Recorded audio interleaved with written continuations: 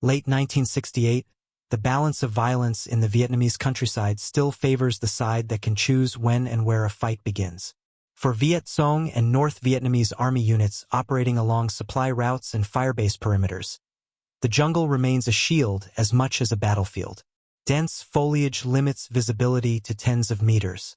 Engagements happen suddenly at close range and are decided in seconds by who can concentrate fire first. American doctrine leans heavily on artillery and airpower, but those tools require time, coordination, and clear lines of sight. In the narrow corridors of jungle roads and riverbanks, small unit encounters still dominate. American convoys move cautiously, escorted by armored personnel carriers and infantry, relying on predictable security formations refined over years of experience. These patterns are well understood by opposing commanders. Ambush doctrine emphasizes canalizing vehicles, immobilizing the front and rear, then overwhelming the soft-skinned trucks in between with machine guns and rocket-propelled grenades. Against this, American gunners typically respond with suppressive fire, enough bullets to force attackers to keep their heads down while support arrives. In this environment, volume matters, but accuracy and endurance matter more. Then a new vehicle begins appearing among the escorts. Externally, it resembles the familiar tracked carrier used across the theater. But the turret is different. Taller, heavier, mechanically complex. To opposing fighters observing from concealment, its silhouette does not immediately signal danger. It lacks the long barrel of a tank gun. It does not resemble the heavy machine guns they have learned to neutralize. Early assumptions misjudge it as a specialized anti-aircraft vehicle, irrelevant in a ground ambush. The first engagements overturn those assumptions in moments. When the weapon fires, it does not produce the distinct rhythm of rifle or machine gun fire. Instead, there is a continuous mechanical roar, driven not by recoil but by an electric motor. Tracer rounds merge into a single visible stream, giving the impression of uninterrupted fire rather than individual shots. Trees, brush, and earth are cut down indiscriminately. Cover that normally absorbs or deflects bullets is shredded faster than men can reposition. This weapon is the M163 Vulcan air defense system, mounting the 6-barrel 20mm M61 rotary cannon. On paper, its role is limited and specific, short-range air defense against low-flying aircraft and helicopters. Its maximum effective range against air targets is roughly 1,200 meters, with an extreme cyclic rate of 3,000 rounds per minute selectable by the crew. In ground combat, that same rate of fire compresses enormous destructive power into seconds. Engagements that would normally unfold over minutes are decided almost instantly, before tactical adjustments are possible. By the time reports filter back through unit networks, fear precedes understanding. The weapon's reputation grows faster than accurate technical knowledge, reshaping behavior on the battlefield before doctrine has time to adapt. The fear surrounding the Vulcan does not spread through formal channels at first. It moves the way practical knowledge always does in guerrilla warfare, carried by survivors, whispered in staging areas, and written in cautious after-action reports. Units that encounter the weapon begin to describe the same details with unsettling consistency. The sound arrives before the rounds do, a rising electric whine that accelerates into a sustained roar. There is no time to judge distance by the spacing of impacts. When the fire starts, the engagement space itself collapses. North Vietnamese and Viet Cong doctrine is built around proximity. Fighters close to within grenade range to negate American artillery and airstrikes. Dense vegetation provides concealment and breaks up fields of fire. Against rifles and machine guns, this environment favors patience and coordination. Against the M163, those advantages erode. The Vulcan does not need precision in the traditional sense. It saturates an area with high-explosive incendiary ammunition at such density that physical cover ceases to function. Bamboo groves and saplings are severed outright. Earthen berms collapse under repeated impacts. Spider holes that protect against blast and fragmentation become traps as the ground itself disintegrates. Intelligence officers in rear areas begin to collect fragments of these encounters. What confuses them most is not the casualties but the logistics implied by the reports. 20mm ammunition is heavy, expensive and normally reserved for anti-aircraft guns or aircraft cannons. To expend it in such volume against infantry seems irrational. Calculations suggest that a single short burst consumes more metal and explosive than an entire platoon would fire in a prolonged firefight. Yet the physical evidence supports the claims. Reconnaissance teams find concentrated piles of spent brass, too dense to be the result of ordinary weapons. Speculation fills the gaps. Some fighters believe the turret-mounted radar dish allows the system to detect movement through foliage. Others claim it tracks body heat or sound. These beliefs are incorrect, but they are understandable.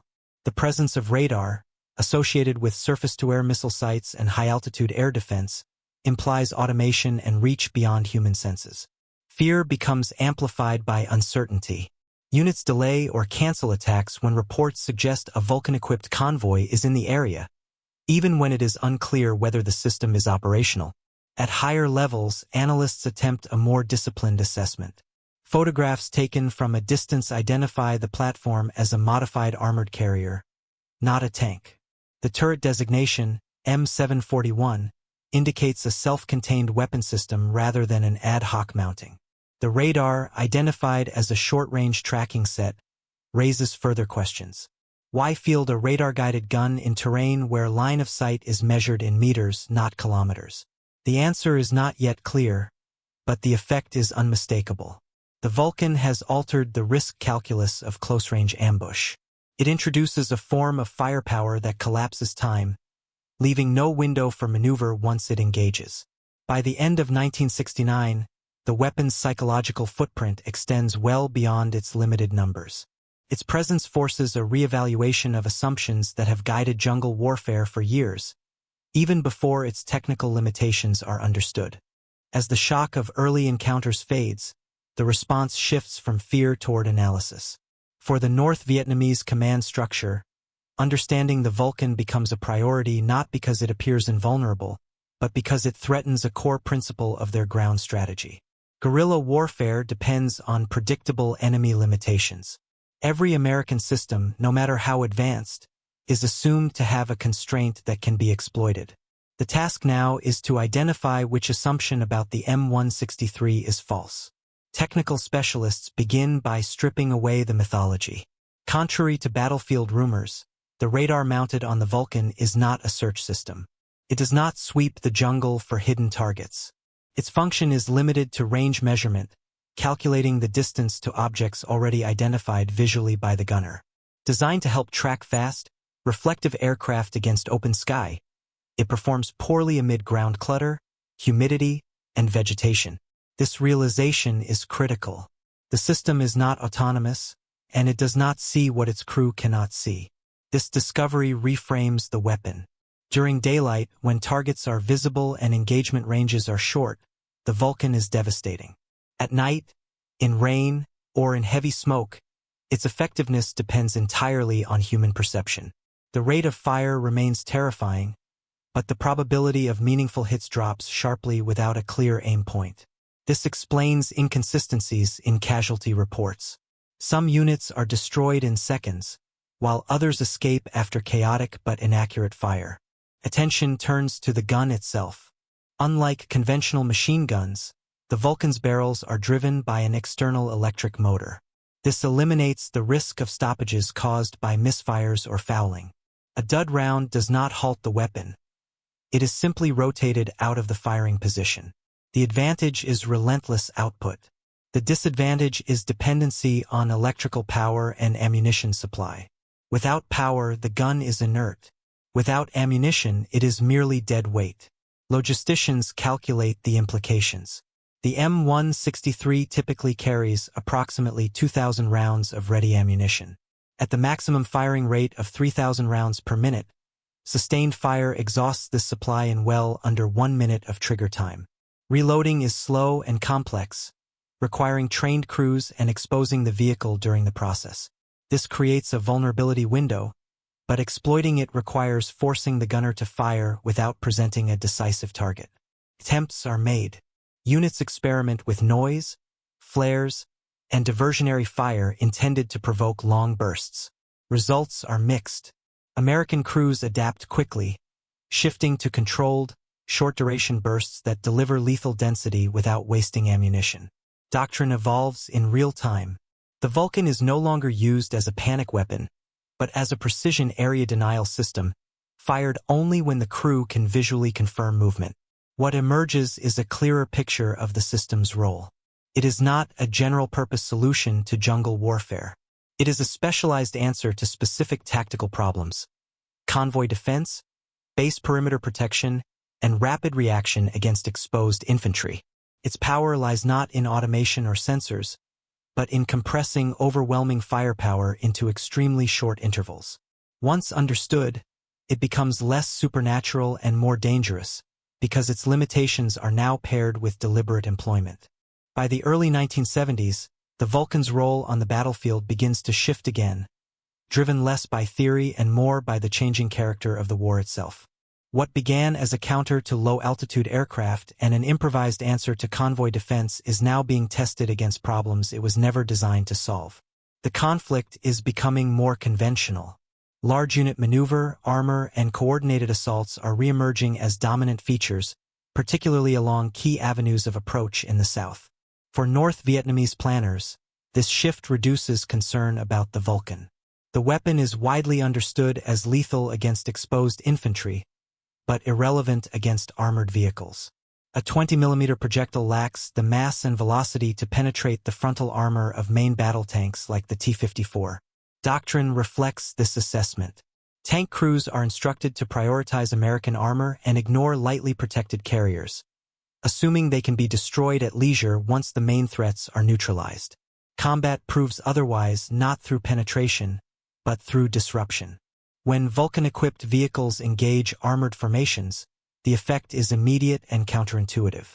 High-explosive incendiary rounds detonate on contact with external fittings. Vision blocks shatter.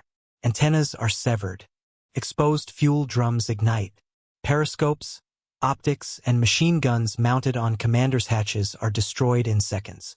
The rate of impact is so high that crews are blinded and deafened almost instantly, unable to orient or coordinate under the sensory overload.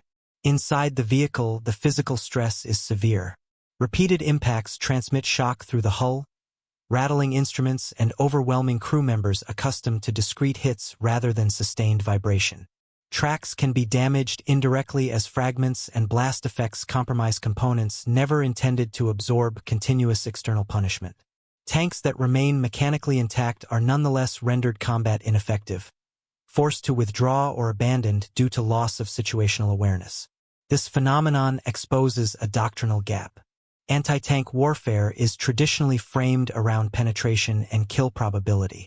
The Vulcan introduces a different model: functional neutralization through volume. It does not destroy armored vehicles in the conventional sense, but it strips them of the ability to fight. In the close terrain of rubber plantations and village outskirts, this distinction matters.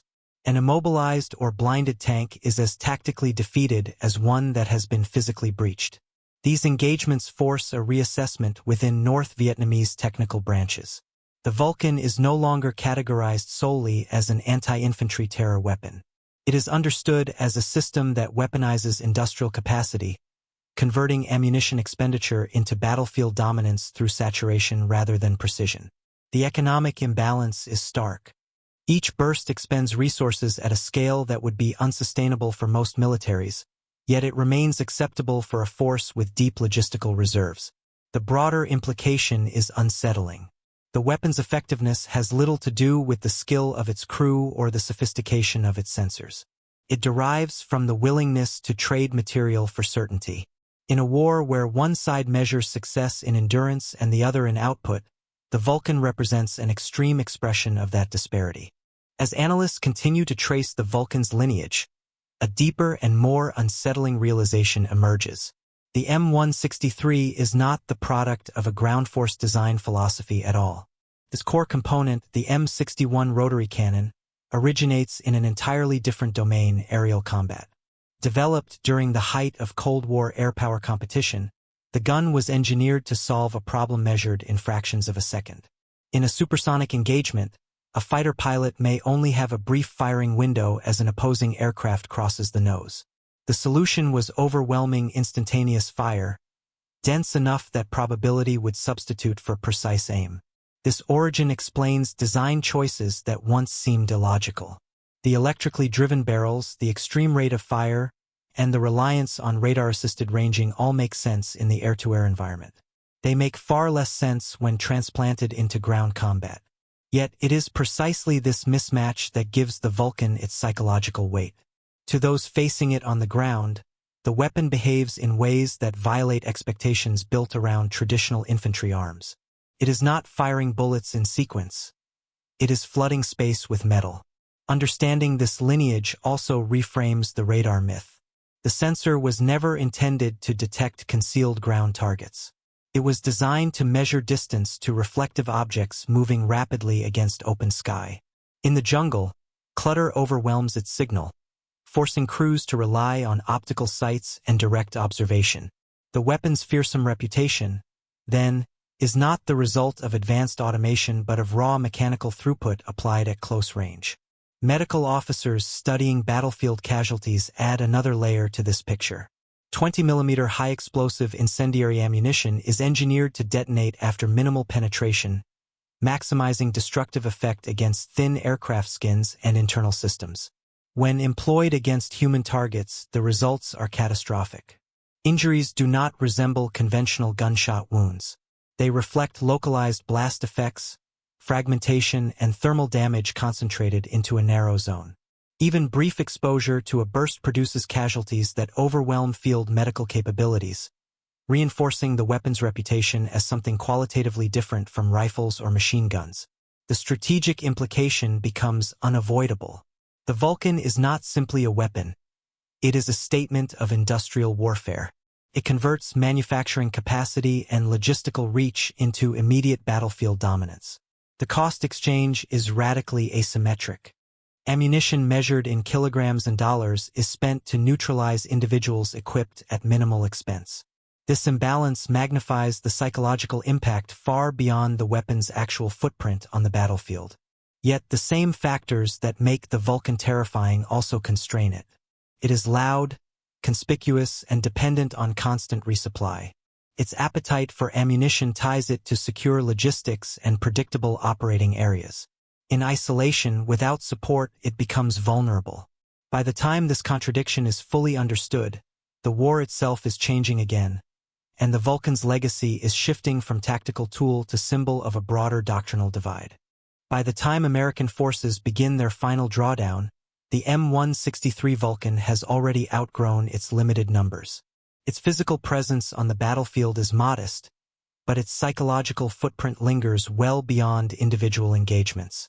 For Viet Cong and North Vietnamese veterans, the weapon becomes a reference point for a deeper truth about the war they are fighting. It represents not just firepower, but a way of war that treats industrial capacity as a tactical instrument, converting excess production into immediate violence at the point of contact. At a purely technical level, the Vulcan is flawed. Its radar is ill-suited to ground combat. Its ammunition consumption is extreme. Its effectiveness is tightly bound to visibility, crew discipline, and logistics. In isolation, it is vulnerable. Yet war does not judge systems in isolation. It judges them in context. In convoy defense, perimeter security, and sudden close-range encounters, the Vulcan compresses time in a way few ground weapons can. It denies the opponent the single-resource guerrilla doctrine relies on most, the ability to adapt once contact is made. For North Vietnamese planners, the lesson is sobering but clarifying. The weapon is not supernatural, and it is not unbeatable. But it cannot be confronted symmetrically. Courage, concealment, and proximity, tools that work against artillery and aircraft, offer limited protection when space itself is saturated with explosive force. The only reliable counters lie elsewhere. Avoidance, patience, logistics interdiction, and silence. If the Vulcan cannot be starved, it must be bypassed. If it cannot be outrun, it must be waited out. In this sense, the M163 becomes emblematic of a broader Cold War pattern. Technologies developed for one domain are hastily adapted to another, not because they are elegant solutions, but because they are available. The result is a weapon that should not exist in jungle warfare, yet reshapes it anyway. A jet fighter cannon, designed for fleeting moments at altitude, ends up dictating behavior on muddy roads and riverbanks. When veterans recall the Vulcan years later, they rarely speak first about its specifications. They talk about the sound, the suddenness, and the way a familiar environment became instantly hostile. That reaction, more than any technical detail, defines the weapon's legacy. It did not change the outcome of the war, but it changed how the war felt to those who faced it. If you found this deep dive into Cold War military technology and doctrine useful, consider liking the video, subscribing to the channel, and staying with us as we continue to explore how machines, ideas, and human decisions collide on the battlefield.